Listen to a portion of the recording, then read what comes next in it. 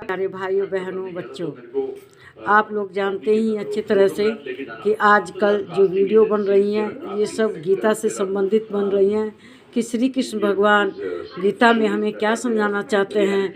इसी को हम अध्ययन करने के लिए उनके एक एक श्लोक का अध्ययन कर रहे हैं और वे क्या कह रहे हैं, क्या समझा रहे हैं, इसको समझने की कोशिश कर रहे हैं। वे समझा तो रहे हैं कृष्ण अर्जुन को, लेकिन अर्जुन के बहाने ये गीता दुनिया समाज के सामने आई और लोगों को दर्शन मिला। जीवन की कोई भी समस्या हो वह हम गीता के द्वारा समाधान कर सकते हैं। दुनिया की हर समस्या का समाधान गीता में है, क्योंकि हम जानते हैं कि इस दुनिया में तरह तरह से लोग भक्ति करते हैं। कोई एक ईश्वरवादी होता है, कोई बहुत से देवी देवताओं को पूजता है, कोई प्रकृति को पूजता है, कोई पौधे को पूजता है, कोई नदी को पूजता है, कोई पर्वत पूजता है। तो इस तरह से बहुत तरह के पूजने वाले लोग हैं, बहुत तरह की मान्यताएं हैं। कोई लक्ष्मी जी की पूजा करता है, कोई सरस्वती जी की। जिसे धन चाहिए वो लक्ष्मी जी की, जिसे विद्या चाहिए वो सरस्वती जी की, और जो खेल में मन लगता है वो खेलता को है। मतलब जिसकी जैसी प्रतिभा है वैसे कार्य करता है। लेकिन इस सब के पीछे एक प्रेरणा होती है, उसी प्रेरणा से प्रभावित होके ये सब कार्य होते हैं। तो जो जिसकी जैसी प्रकृति है उसी में मन लगाते हैं। तो वही श्री कृष्ण भगवान कहते हैं कि जैसे जिसकी प्रवृत्ति है और जिसकी जिसमें आस्था है मैं उसकी आस्था को बढ़ाता हूँ। अब देखिए, ठीक है, एक ईश्वरवाद, एक ईश्वर की पूजा करते हैं, निराकार निराकारी की पूजा करते हैं जिसका कोई आकार नहीं है, लेकिन साकार भगवान का बहुत सुंदर स्वरूप मूर्ति को पूजते हैं। तो इनके सबके अलग अलग तर्क हैं। तो वही श्री कृष्ण भगवान कहते हैं कोई किसी भी मैं उनकी आस्था को बढ़ाता हूँ, वे सबको पूज कर मेरे ही पास आते हैं।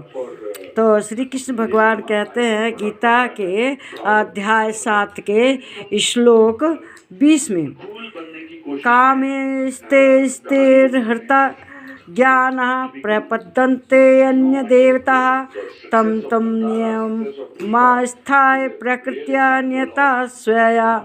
कहते हैं उन जो भी व्यक्ति हैं जो तरह तरह की कामना रखते हैं, जिनका ज्ञान हरा जा चुका है, उनका ज्ञान क्यों खत्म हो गया? कामना के द्वारा। उन सबको मैं उनको प्रेरित करता हूँ उनके स्वभाव के अनुसार। मतलब जिसको ये पूजते हैं उसे पूजे, और अन्य देवताओं को भजते हैं अर्थात पूजते हैं। मैं उनको प्रेरित करता हूँ और उस नियम को धारण करके अन्य देवताओं को मतलब जैसी श्रद्धा है, भक्ति है, जिस तरह अनुसार से वे करते हैं। तो वही श्री कृष्ण भगवान कहते हैं मैं उनको भक्ति करने के लिए प्रेरित करता हूँ। देखिए, प्रेरणा तो सबके भीतर कुछ ना कुछ, किसी को लक्ष्मी पाने की, धन की इच्छा है तो लक्ष्मी जी की पूजा करता है। अगर वह लक्ष्मी जी की पूजा धन परोपकार के कार्य में के लिए करता है, परोपकार में लगाता है, तो उसमें कृष्ण भगवान है। अगर वह अपने स्वार्थ के लिए करता है तो वो स्वार्थी कृष्ण का भक्त नहीं है। कृष्ण उसको साथ नहीं देते, उसका कृष्ण किसका साथ देते हैं?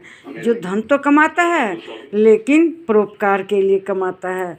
इस तरह से धन को प्राप्त करने के लिए कृष्ण से अगर वो परोपकार नहीं करता और स्वार्थ करता है, स्वार्थ के लिए धन कमाता है, तो समझो वह कृष्ण का धन चुरा रहा है, वह कृष्ण से धन चोरी कर रहा है। तो इसी तरह से जो अपने स्वार्थ के लिए दिव्य यज्ञ पूजा पाठ सब करता है वह दिव्यता परोपकार के लिए है तो ठीक है, वो कृष्ण के लिए है।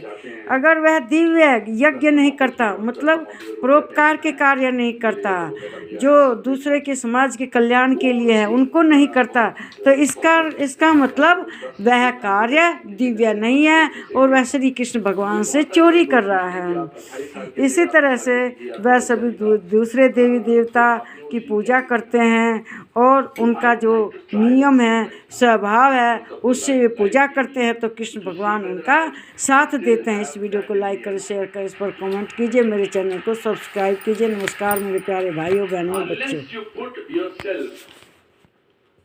Out there, how will you prove that you are not rusted as an actor?